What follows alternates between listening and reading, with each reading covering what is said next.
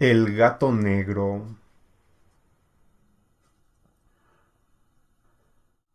No espero ni pido que alguien crea en el extraño aunque simple relato que me dispongo a escribir.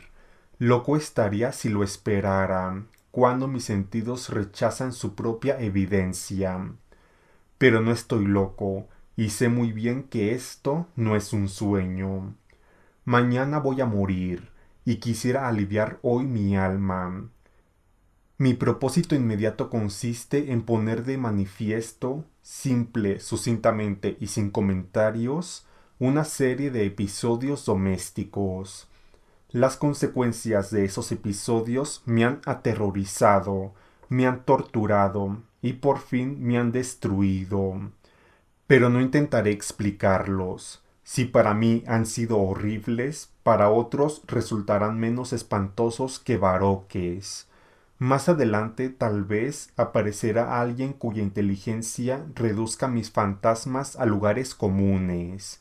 Una inteligencia más serena, más lógica y mucho menos excitable que la mía, capaz de ver en las circunstancias que temerosamente describiré una vulgar sucesión de causas y efectos naturales.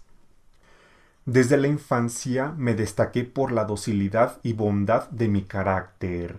La ternura que abrigaba mi corazón era tan grande que llegaba a convertirme en objeto de burla para mis compañeros. Me gustaban especialmente los animales, y mis padres me permitían tener una gran variedad. Pasaba a su lado la mayor parte del tiempo, y jamás me sentía más feliz que cuando les daba de comer y los acariciaba. Este rasgo de mi carácter creció conmigo, y cuando llegué a la virilidad se convirtió en una de mis principales fuentes de placer. Aquellos que alguna vez han experimentado cariño hacia un perro fiel y sagaz, no necesitan que me moleste en explicarles la naturaleza o la intensidad de la retribución que recibían. Hay algo en el generoso y abnegado amor de un animal que llega directamente al corazón de aquel que con frecuencia ha probado la falsa amistad y la frágil fidelidad del hombre. Me casé joven y tuve la alegría de que mi esposa compartiera mis preferencias. Al observar mi gusto por los animales domésticos, no perdía oportunidad de procurarme los más agradables de entre ellos. Teníamos pájaros, peces de colores, un hermoso perro, conejos, un mono y un gato. Este último era un animal de notable tamaño y hermosura, completamente negro y de una sagacidad asombrosa. Al referirse a su inteligencia, mi mujer, que en el fondo era no poco supersticiosa, aludía con frecuencia a la antigua creencia popular de que todos los gatos negros son brujas metamorfoseadas. No quiero decir que lo creyera seriamente, y solo lo menciono porque acabo de recordarlo. Plutón, tal era el nombre del gato, se había convertido en mi favorito y mi camarada. Solo yo le daba de comer, y él me seguía por todas partes en casa. Me costaba mucho impedir que no anduviera tras de mí en la calle.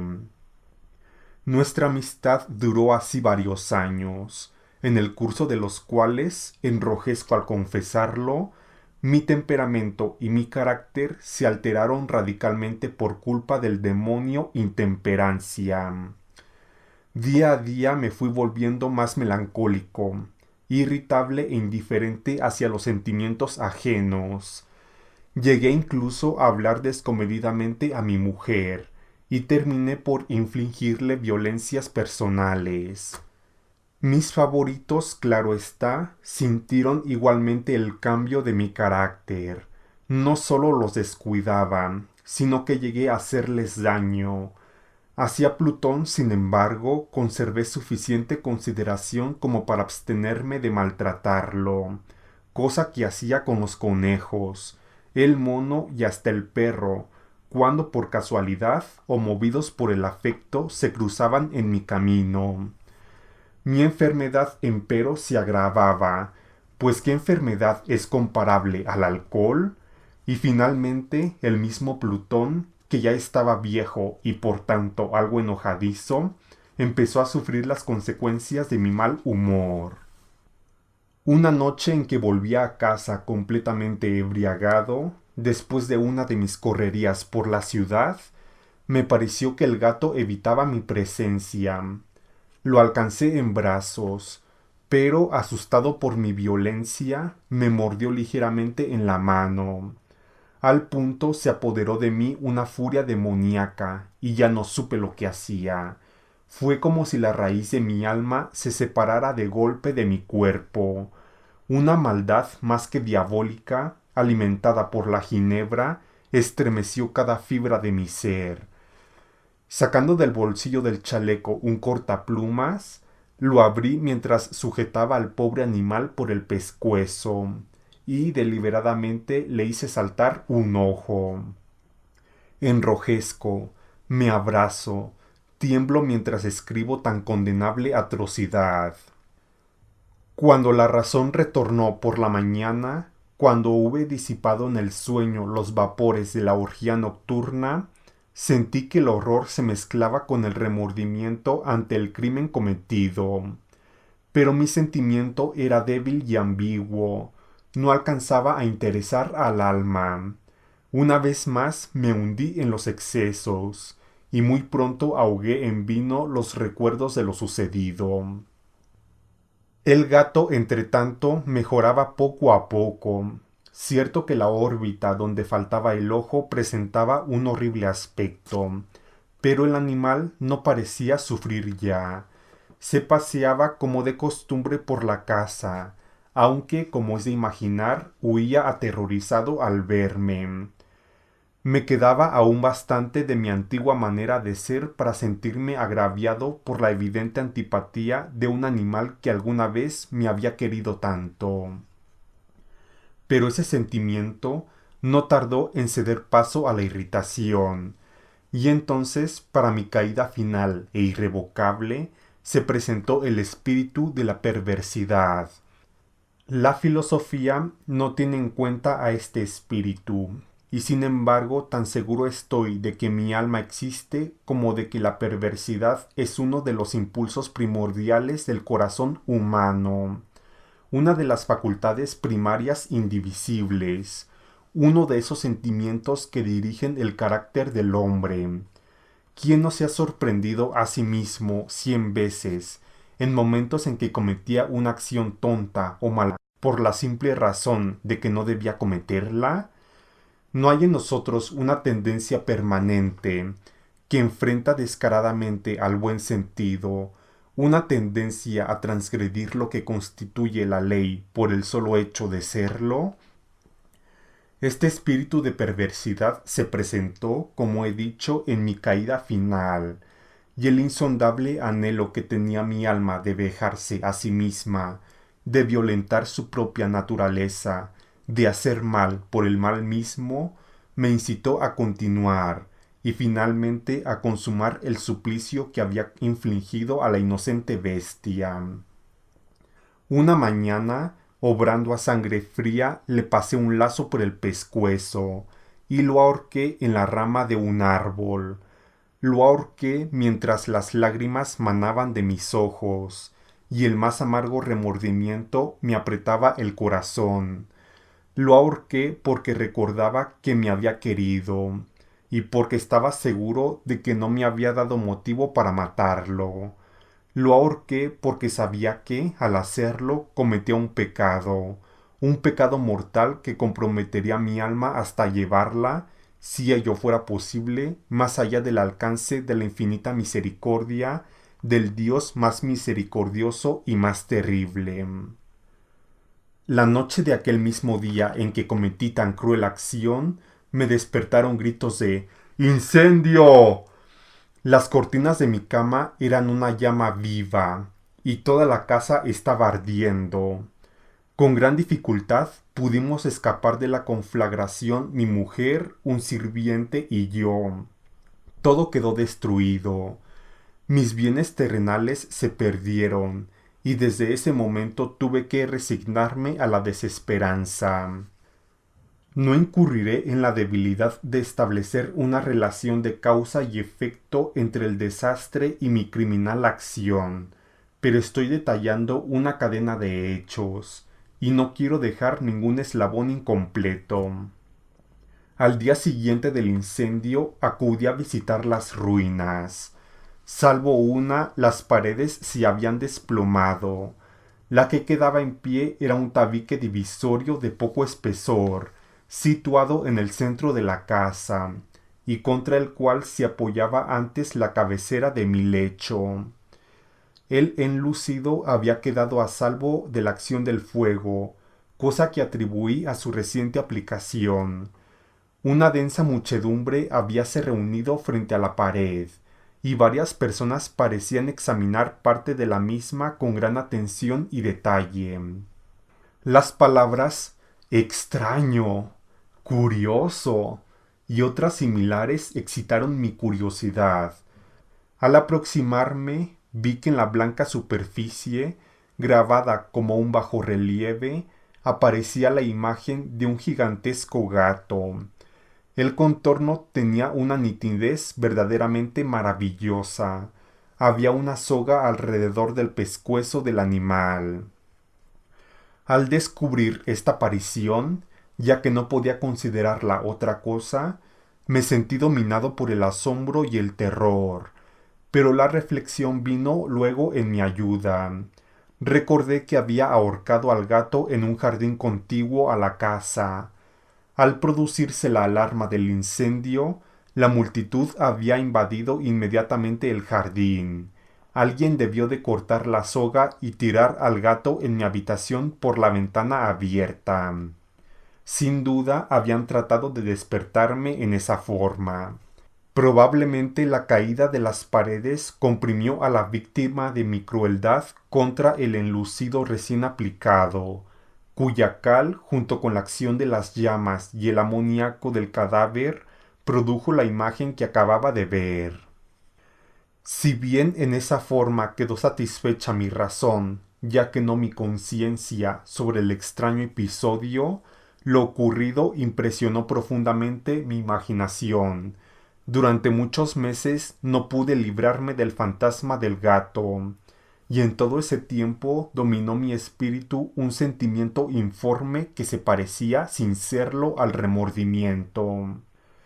Llegué al punto de lamentar la pérdida del animal y buscar en los viles antros que habitualmente frecuentaba algún otro de la misma especie y apariencia que pudiera ocupar su lugar. Una noche en que borracho a medias me hallaba en una taberna más que infame. Reclamó mi atención algo negro posado sobre uno de los enormes toneles de ginebra que constituían el principal moblaje del lugar. Durante algunos minutos había estado mirando dicho tonel, y me sorprendió no haber advertido antes la presencia de la mancha negra en lo alto.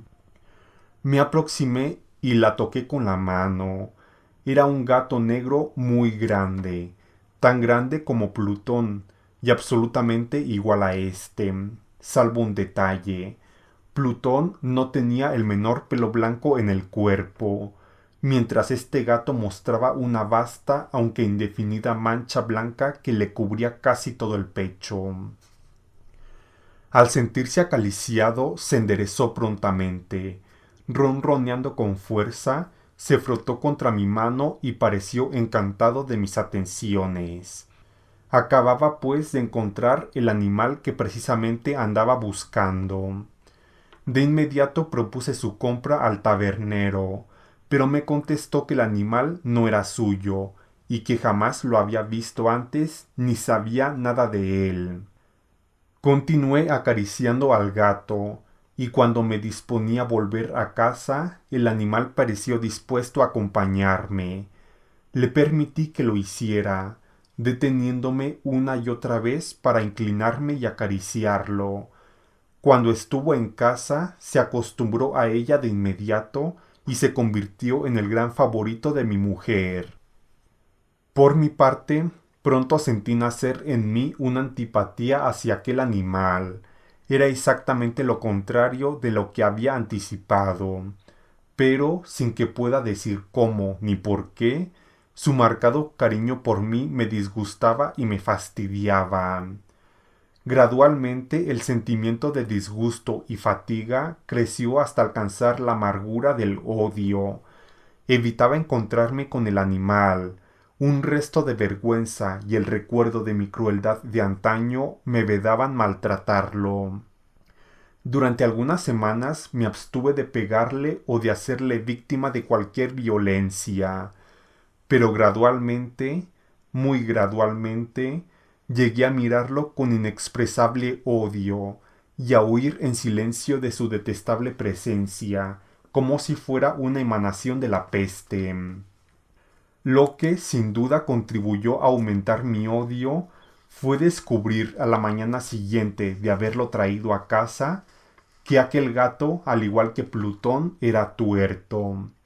Esta circunstancia fue precisamente la que le hizo más grato a mi mujer, quien, como ya dije, poseía en alto grado esos sentimientos humanitarios, que alguna vez habían sido mi rasgo distintivo y la fuente de mis placeres más simples y más puros.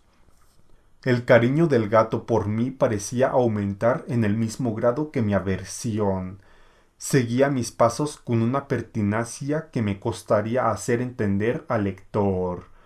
Dondequiera que me sentara venía a ovillarse bajo mi silla o saltaba a mis rodillas, prodigándome sus odiosas caricias. Si echaba a caminar, se metía entre mis pies, amenazando con hacerme caer, o bien clavaba sus largas y afiladas uñas en mis ropas para poder trepar hasta mi pecho. En esos momentos, aunque ansiaba aniquilarlo de un solo golpe, me sentía paralizado por el recuerdo de mi primer crimen, pero sobre todo, quiero confesarlo ahora mismo, por un espantoso terror al animal. Aquel terror no era precisamente miedo a un mal físico, y sin embargo me sería imposible definirlo de otra manera. Me siento casi avergonzado de reconocer, sí, aún en esta celda de criminales, me siento casi avergonzado de reconocer que el terror, el espanto que aquel animal me inspiraba, era intensificado por una de las más insensatas quimeras que me sería dado concebir. Más de una vez mi mujer me había llamado la atención sobre la forma de la mancha blanca, de la cual ya he hablado, y que constituía la única diferencia entre el extraño animal y el que yo había matado. El lector recordará que esta mancha, aunque grande, me había parecido al principio de forma indefinida, pero gradualmente, de manera tan imperceptible que mi razón luchó durante largo tiempo por rechazarla como fantástica, la mancha fue asumiendo un contorno de rigurosa precisión. Representaba ahora algo que me estremezco al nombrar, y por ello odiaba, temía y hubiera querido librarme del monstruo si hubiese sido capaz de atreverme. Representaba, digo, la imagen de una cosa atroz y siniestra, la imagen del patíbulo. Oh, lúgubre y terrible máquina del horror y del crimen, de la agonía y de la muerte. Me sentí entonces más miserable que todas las miserias humanas. Pensar que una bestia, cuyo semejante había yo destruido desdeñosamente, una bestia era capaz de producir tan insoportable angustia en un hombre creado a imagen y semejanza de Dios. Ay, ni de día ni de noche pude ya gozar de la bendición del reposo. De día aquella criatura no me dejaba un solo instante.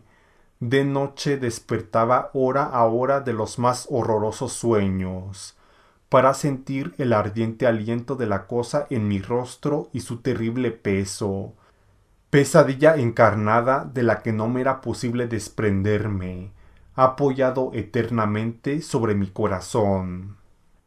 Bajo el agobio de tormentos semejantes, sucumbió en mí lo poco que me quedaba de bueno. Solo los malos pensamientos disfrutaban ya de mi intimidad, los más tenebrosos, los más perversos pensamientos. La melancolía habitual de mi humor creció hasta convertirse en aborrecimiento de todo lo que me rodeaba y de la entera humanidad, y mi pobre mujer, que de nada se quejaba, llegó a ser la habitual y paciente víctima de los repentinos y frecuentes arrebatos de ciega cólera a que me abandonaba. Cierto día, para cumplir una tarea doméstica, me acompañó al sótano de la vieja casa donde nuestra pobreza nos obligaba a vivir. El gato me siguió mientras bajaba la empinada escalera, y estuvo a punto de tirarme cabeza abajo, lo cual me exasperó hasta la locura. Alzando un hacha y olvidando en mi rabia los pueriles temores que hasta entonces habían detenido mi mano, descargué un golpe que hubiera matado instantáneamente al animal de haberlo alcanzado. Pero la mano de mi mujer detuvo su trayectoria. Entonces, llevado por su intervención a una rabia más que demoníaca, me zafé de su brazo y le hundí el hacha en la cabeza. Sin un solo quejido, cayó muerta a mis pies. Cumplido este espantoso asesinato, me entregué al punto y con toda sangre fría a la tarea de ocultar el cadáver. Sabía que era imposible sacarlo de casa, tanto de día como de noche, sin correr el riesgo de que algún vecino me observara. Diversos proyectos cruzaron mi mente. Por un momento pensé en descuartizar el cuerpo y quemar los pedazos. Luego se me ocurrió cavar una tumba en el piso del sótano. Pensé también si no convenía arrojar el cuerpo al pozo del patio o meterlo en un cajón, como si se tratara de una mercadería común, y llamar a un mozo de cordel para que lo retirara de casa. Pero al fin di con lo que me pareció el mejor expediente, y decidí emparedar el cadáver en el sótano, tal como se dice que los monjes de la Edad Media emparedaban a sus víctimas. El sótano se adaptaba bien a este propósito. Sus muros eran de material poco resistente y estaban recién revocados con un mortero ordinario, que la humedad de la atmósfera no había dejado endurecer. Además, en una de las paredes se veía la saliencia de una falsa chimenea, la cual había sido rellenada y tratada de manera semejante al resto del sótano. Sin lugar a dudas, sería muy fácil sacar los ladrillos de esa parte, introducir el cadáver y tapar el agujero como antes, de manera que ninguna mirada pudiese descubrir algo sospechoso. No me equivocaba en mis cálculos. Fácilmente saqué los ladrillos con ayuda de una palanca, y luego de colocar cuidadosamente el cuerpo contra la pared interna, lo mantuve en esa posición mientras aplicaba de nuevo la mampostería en su forma original. Después de procurarme argamasa, arena y cerda, preparé un enlucido que no se distinguía del anterior, y revoqué cuidadosamente el nuevo enladrillado. Concluida la tarea, me sentí seguro de que todo estaba bien. La pared no mostraba la menor señal de haber sido tocada. Había barrido hasta el menor fragmento suelto.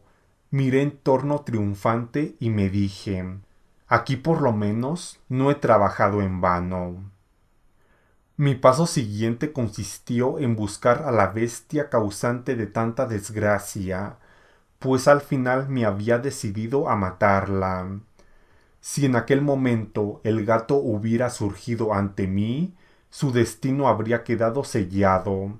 Pero por lo visto el astuto animal, alarmado por la violencia de mi primer acceso de cólera, se cuidaba de aparecer mientras no cambiara mi humor. Imposible describir o imaginar el profundo, el maravilloso alivio que la ausencia de la detestada criatura trajo a mi pecho. No se presentó aquella noche, y así por primera vez desde su llegada a la casa pude dormir profunda y tranquilamente.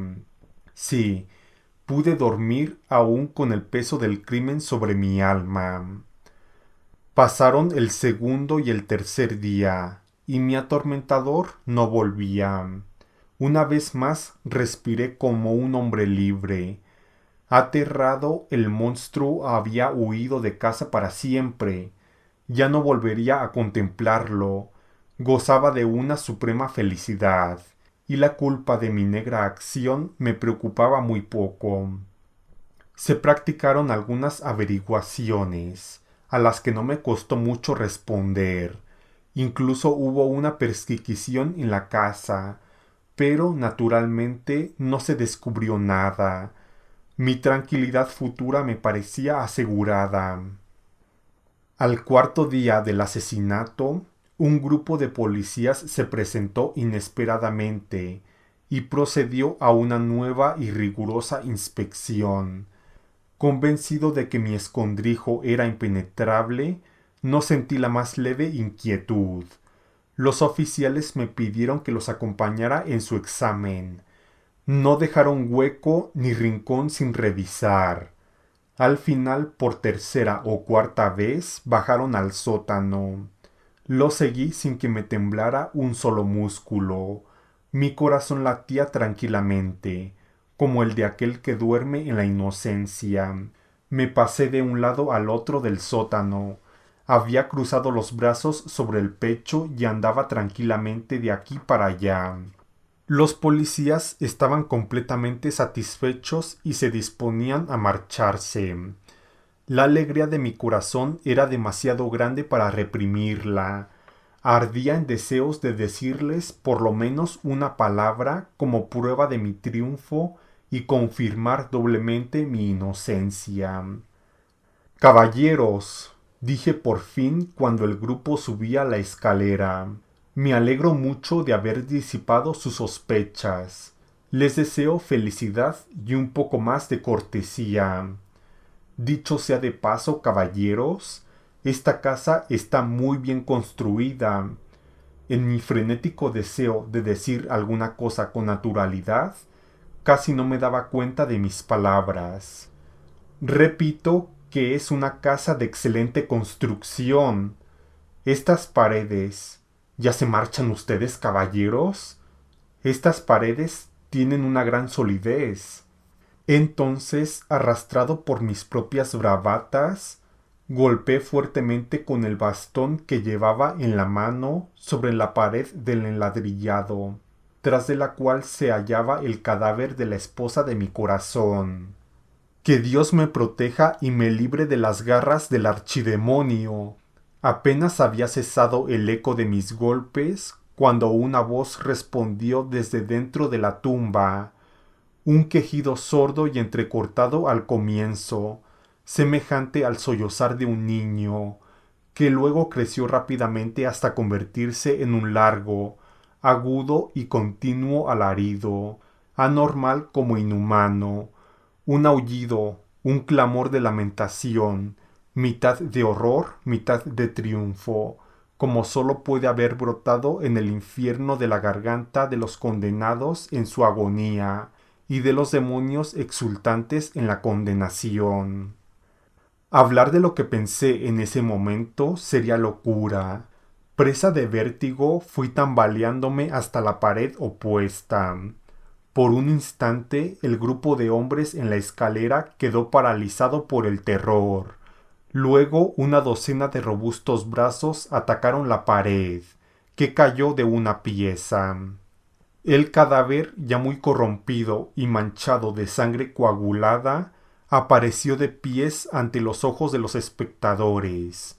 Sobre su cabeza, con la roja boca abierta y el único ojo como de fuego, estaba agazapada la horrible bestia cuya astucia me había inducido al asesinato y cuya voz delatora me entregaba al verdugo. Había emparedado al monstruo en la tumba.